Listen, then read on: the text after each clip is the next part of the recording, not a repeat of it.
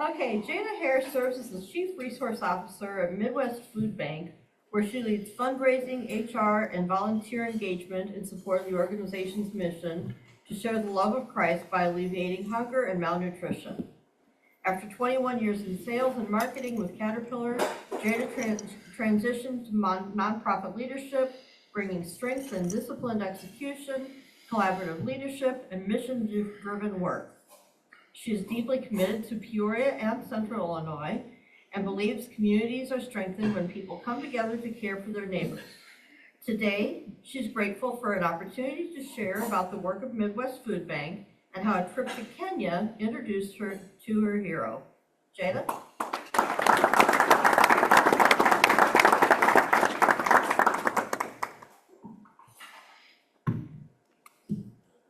Yeah, I have to put it up a little bit.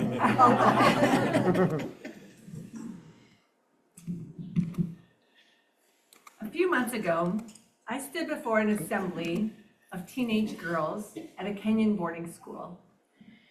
Their uniforms were tattered, the sound system was crackly, and they were huddled together under the tent, sitting on the Kenyan soil. I was there to be their encourager, but they were the ones that were encouraging me. Before I tell you why they were my inspiration that day, I'm going to invite you to do something with me. If you're willing, can you close your eyes? I'm going to ask you a question. I want you to picture your hero. Who comes to mind? Who do you see? Go ahead and open your eyes.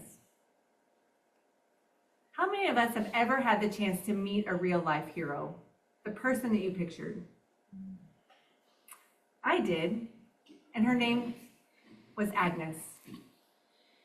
Today, I'd like to structure our time together a little bit differently. In just a moment, I'll tell you about Agnes and why she's my hero. Then I'll have some discussion questions on the screen, and I'll allow you to talk and discuss the topic at your table. And then I'll bring us all back together for a closing and some question and answer. So, back to Agnes. She is one of the most passionate, courageous, tenacious leaders I have ever met.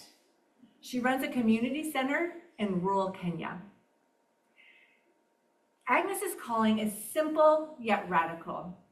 She uses every resource she has, her time, her land, her voice, her education, all of this channeled to help provide economic and educational opportunities for vulnerable girls. Her journey didn't start as a leader of a community center with national influence in Kenya. In fact, it's quite different. She started as a young girl raised in the northern part of Kenya, the country highlighted in red. Today, in the village where she was raised, infrastructure is still very limited, water is scarce, and tribal practices are common. Fortunately for Agnes, her parents embraced education despite their limited resources. Still, their cultural traditions ran strong. Growing up, Agnes saw two of her older sisters married off as children, and then going through the tribal rite of passage of female genital mutilation. This ended their opportunity for education. Agnes's mother was deeply regretful that she allowed this to happen to her two daughters, and she vowed that Agnes would not have the same destiny. She was committed to ensure that her daughter had an education. At a very young age, Agnes could sense that there was a need for cultural change. In her life, education would be a key component to that cultural change. Committed to their education, her family couldn't always afford her education fees. Her sisters, now married, helped out however they could. And in a moment that changed everything, the Catholic Church connected Agnes with a woman in Germany. The woman in Germany sponsored Agnes's education all throughout university and gave her a lot to smile about. Agnes often says that because someone invested in her and opened up doors for her, she feels called to open up doors for others. I want to give a side note to say that it's interesting to know that Agnes's husband is also a community leader. He was once a young Maasai boy whose life and his family's lives were changed because he received a World Vision sponsorship. So today, this is an influential couple in Kenya, like you could say the quintessential Kenyan power couple, and their lives were transformed because of a child sponsorship program, one through World Vision and one through the Catholic Church. As an adult, Agnes began by helping one girl who needed an education, then another, then another. This simple process grew into what is now her community center. The name of her community center is in the Maasai language, and so I won't try to repeat it, but it means the caregivers of life and nature. In addition to educating girls, her nonprofit also supports the women who practice female genital mutilation in their community. It's an esteemed role in that culture, and she wants to help them have a financial pathway out of that tradition. So you might be wondering, how did I meet my hero? How did I meet Agnes? Believe it or not, I met Agnes through the Midwest Food Bank. Many of us know that not even a mile from here, there's the Midwest Food Bank Peoria. Can I see hands of some of you that have been there, right? Packaged food served, helped load out the food that's going to the nonprofits in our community. But we also serve in East Africa, and the mission and the work is very similar. Midwest Food Bank provides foods to nonprofits, rural and urban nonprofits, large and small, all at no cost, providing that food at no cost. And Agnes's Community Center is one of those organizations that receives food from the Midwest Food Bank. So because of that food that's distributed at no cost, Agnes can ensure that the girls have sustainable nutrition and receive an education. So now let me give you a little bit of context on the tribal traditions in this culture. The Maasai tribe, the people you see pictured here, they're a nomadic pastoralist culture. That means that their communities rely on raising livestock, moving here and there, looking for grazing areas. The Maasai wealth is measured in their cattle. On a recent trip to Kenya with the Midwest Food Bank, one of our guests, a woman, she asked one of the Maasai men, "How many cows do you have?" The gentleman froze and he said, "Madam, our finances are in our cattle. I would never ask you how much money you have in your bank account." So we all awkwardly laughed and realized the heightened value that the cattle represented. Unfortunately, in recent years, droughts are common in Kenya. The rains are decreased, and so cycles of drought are coming year after year. And so when those cattle die, so does the family's livelihood. When they lose their livelihood, desperation starts to follow. And when desperation comes to a family, they can see the only path forward is to sell their daughters into young child marriages, despite child protection laws that try to prevent this. Families receive a dowry for their daughters, and so they feel like the only financial relief that they might have is to sell their children into marriage. Horrible, and also bred out of desperation. Thankfully, there are leaders in the community like Agnes that can see a path forward and sees that education is part of that. Agnes knows that a girls' boarding school is not just a place for them to go and get an education. Rather, it's actually physical protection, a place where they can also have an economic intervention. Physical protection from female genital mutilation and economic intervention so that they can gain skills they otherwise wouldn't have and have a brighter future. Agnes is helping to impact the culture one girl at a time. She and her team to date have supported more than 1,000 girls, 1,000, ages 10 to 24, helping them access education and opportunities they wouldn't have had otherwise.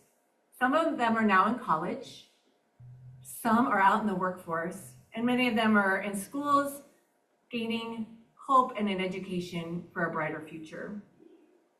One example is a girl, Jamia, I want to tell you about. Jamia met Agnes when she was just 13 years old. Her family's cattle had been wiped out due to drought. They were suffering for a few years, and her uncles believed that their only path forward was to sell Jamia into marriage so that they could begin to rebuild their livelihood.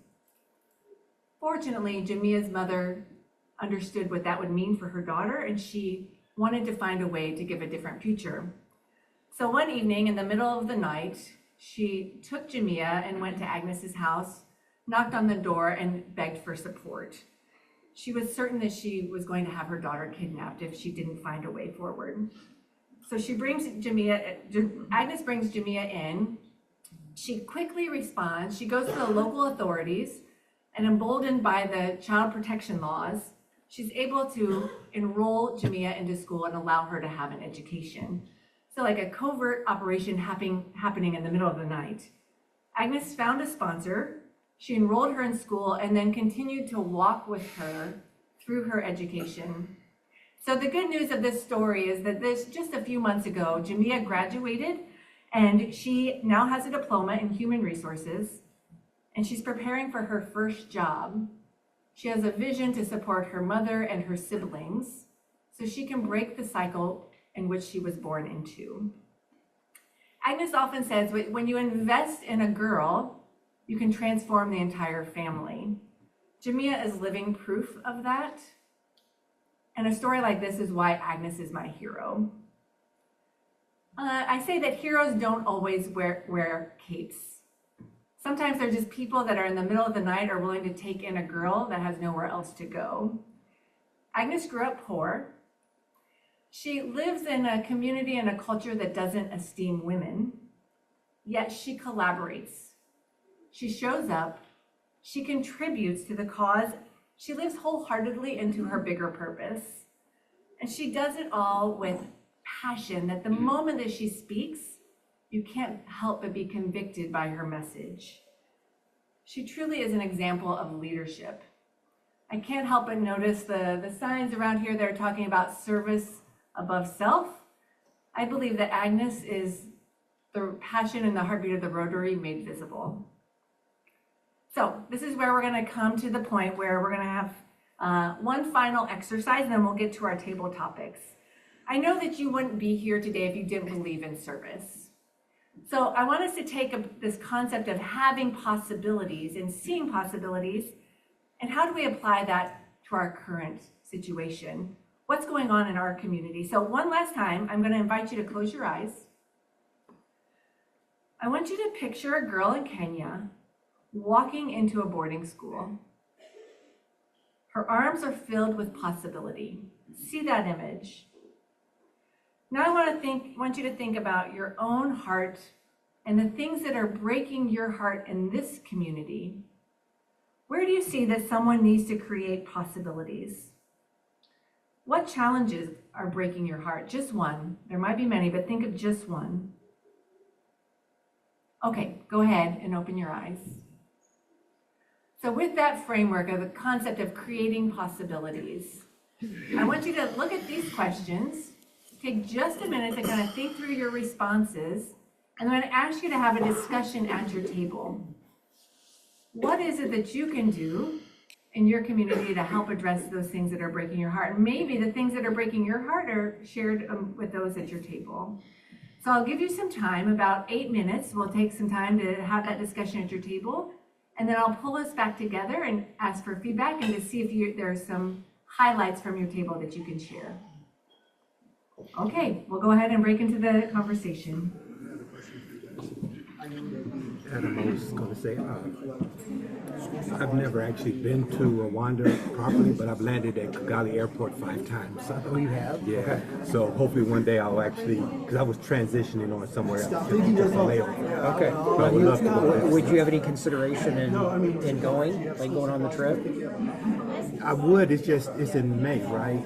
It's May 17th to the 24th. Yeah, I would be able to. I have 2 grandchildren graduating. Oh. One here on the 17th, and one on the 18th in Atlanta. Oh. So. Yeah, so they were. But I would have loved the to. The dates were set kind of by the Engineers Without Borders, so they plan it like right after they graduate. They literally are flying out right after that, but then we'd be home by Memorial Day. Okay. So I'm hoping we can get at least 5 to 10. The critical mass to get an organization. I love Africa. I've been there several times, and it's just an amazing continent. I've mainly been to East Africa, only once to the west. But yeah. So, but God bless you with that. I mean, That's a wonderful thing you're Well, doing. thank you. Yeah, it should be.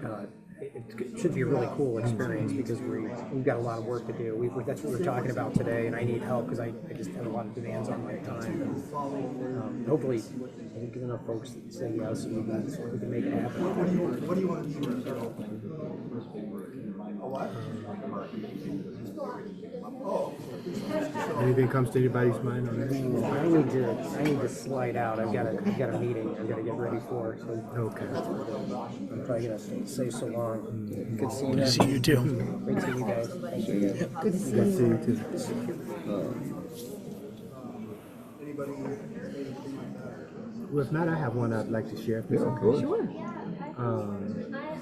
I attend a monthly meeting with the police chief for clergy, and then also part of the mayor's safety network. And there's one topic that keeps coming up over and over again, and it's the issue of juvenile crime. Young people as young as 12, 13, 14 years old, stealing cars, hijacking people. In fact, there was an incident right on Pioneer Parkway about 2 months ago, maybe even less, 6 weeks ago, or something, with the carjacking. And the police chief has said that the young people causing all of the havoc is about 40 of them. When you think about a city our size, just 40 young people are doing this. But the problem is that the way the law is written, they get arrested, they get released to their families, they do it again, they get arrested, get released to their family, it's just an ongoing cycle. And so I would love to figure out how do we solve that. Yeah, I've heard that some of them have 17, 18 times. Yeah. You know, carjacked. And I used to work at the Knoxville Center, so a lot of them got sent to the school there, you know. But yeah, I think that is a big challenge. That's for our crazy. community. And I mean, even Beth was just saying she was part of that one. She was in line at the beginning where there was that one, 2, 3 weeks ago? It was right before the Christmas party. Right. Yeah. What happened? There was. It was on the news. There were like but Beth was in the parking lot at the bank where they ditched one car and then carjacked another person. And yeah, she got out of there like fast. But yeah, I mean, It just seems to me this can be solved. Yeah. I mean, you think about it, like there's no structure because you're putting them back in the same. It's just a recurring cycle. Mom, dad, or whoever's going to take them out, be like, okay, do whatever, and they go right back to where they're at. Like they almost need to have a step where instead of sending them back into to the parents, is there a place that you could send them and work with them? Yeah. Like I think they just need to see that they're important. I think that's a lot of problems. You think, oh, look what I live. I don't have a choice. Like this is my life. When, I mean, we all have a choice. So that's the one I thing agree. about There's got to be a way. yeah, the young people is that they don't value life. They don't value their own life, and they certainly don't value anyone else's life. And so in my 5 years that I was at the Knoxville Center, I saw it all the time. I mean, and they were in and out of, you know, they'd be removed from your roster for a day or two when they were in the JDC, and then they'd show back up on your roster when they. So the JDC is in Limestone, so they get transferred to Limestone for 2 days and then transferred back to District 150. That's messed up too. Yeah, the whole Yeah. system. And then some of the root causes of that you see at the school level. One of my daughters is a substitute teacher for District 150. In some of the schools she goes into, 8th graders can't read on a 3rd grade level. We'll take another minute And to summarize there's your no thoughts. discipline. You know, she tells the student, would you turn the page, whatever, and read, and they refuse to do it. And things. It's just crazy. And so that's what Oh yeah. I just think about how can we as a community touch these children and change their lives and end this cycle of violence and I like the idea that you came up with, Jason, about something. It's not sending them home, but when not they're putting them in jail. when they're in the JDC, they're just feeding off each other, and they're just making friends with other people that they probably should not be making friends Yeah. with. You No know? kidding. Like them being temporarily won't say adopted, but like going into a foster home that actually is going to, because if you put them all together, it's just going to, as an investor, it seems they may be in situations where they have success. They're gonna run away. Right. Yeah, Okay, if I could have your attention. it's tough. That's a, I think this is a topic we could have kept talking about for quite a while, but if we can come back together. And just while I was standing here, while you were debriefing at your table, I just want to say that I recognize that there are many nonprofit professionals here in this room. So when I talk about the things that break your heart, I can see the frontline folks. So Julie's getting up and walking across the room, but like I see from Neighborhood House to Big Brothers Big Sisters to Epic, I'm sure that there's more, but I just want to say thank you for the nonprofits that are represented in the membership here. It's amazing. With that, is anyone at your table, is anyone willing to share? And Julie has the microphone. I'm not going to call on a table. Okay, this is great. Yeah.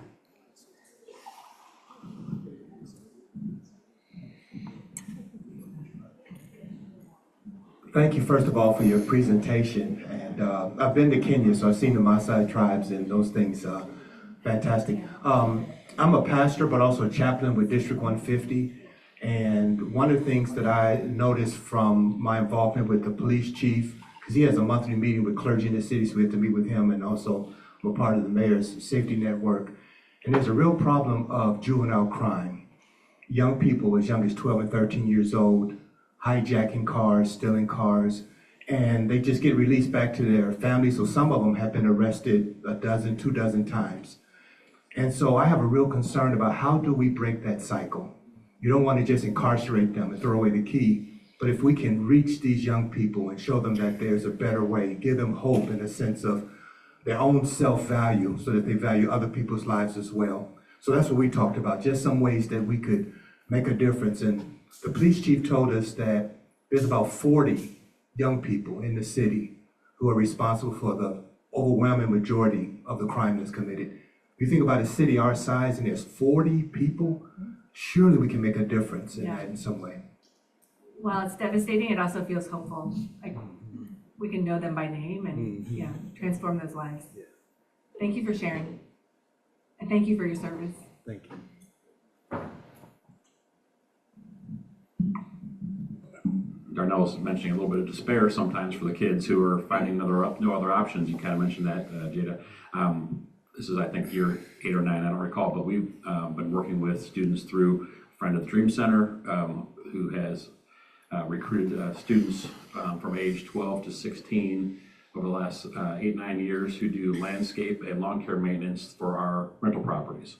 And so there's volunteers that pick them up, drive them. They learn responsibility. They get some cash in their pocket. They're actually maintaining some of their own mowers and doing stuff like that. So it gives them a little promise, a little hope.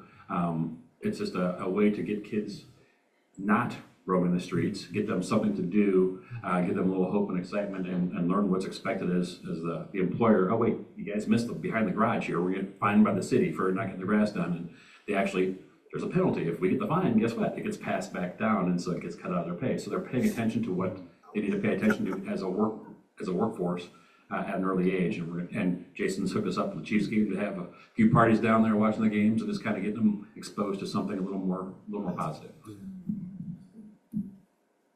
Doug, thank you.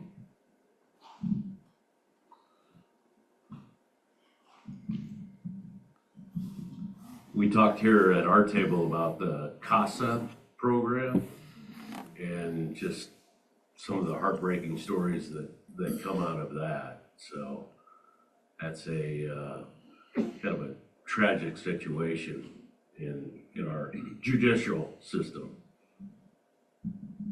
I will piggyback on that because I am a CASA and my little guy just got adopted after over 1,500 days in care. 1,500 days in the same foster home the whole time. We took advantage of the fact that we have our Learning Center people here, and we sponsor them, as you know, for a club with school supply drive at the start of the year. And I asked, well, what other things?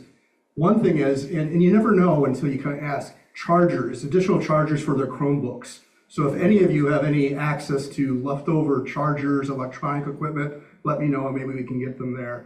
I'm going to talk to Julie about getting some maybe hat scarves and mittens to them. There's like 20 people there, so maybe we could, if we have leftover, or if we don't, okay.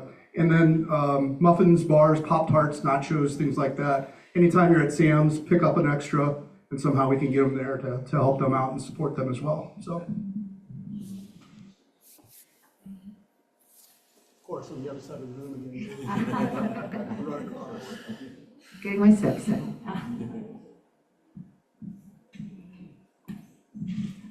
My name is Joe. I'm from Maryland. One thing that really broke my heart a couple of years ago, I was the dermal supervisor for the entire base at Pax River. And this is where the military says, we don't want this anymore. Get rid of it. We want the newest, brightest thing.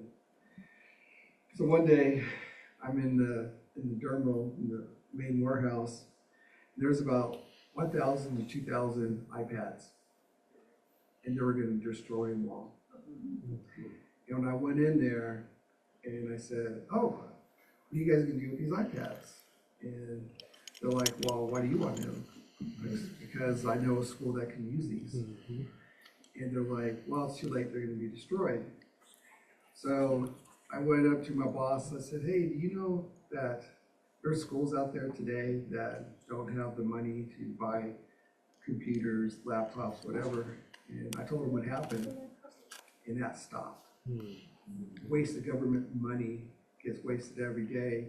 And for the Casa House or other nonprofit organizations, you can go to a military base and they have a journal section, and you can get computers, you can get chairs, desks, laptops, iPads for free, because the government will say, you know what, we'll donate them to you, and we'll donate them to you for $1. Wow. Yeah, but we don't want the publicity, because we don't want one school to say, well, why didn't we get them? So just FYI, That's really cool. if you get to a military base, get to know them, and say, hey, what are you guys throwing away that maybe we can use? They'll be more than willing to donate it to you. Thank you. I just want to say thank you for your participation in the conversation today. I love that many of the things that we heard were actually about youth. My message was about helping young girls, vulnerable girls in Kenya. But we see that there's vulnerable needs here too, and that we have the ideas and the capacity often in the room. I also love the fact that it's just 40 young men. That feels like a meaningful number that we can help to address. I know that this is a community, a group of people that cares about community, local and nationally, internationally. And if you were touched by the story of Agnes, I want to invite you to participate in being a leader as well, and a hero for a vulnerable girl in need in Kenya. So if you want to support the vulnerable girls in Kenya through Agnes's nonprofit, her community center, you can scan this QR code and be invited to help send a young girl to school. Thank you for your time, and I think we're kind of coming up at the end of the time, but I very much appreciate the engagement and the conversation today.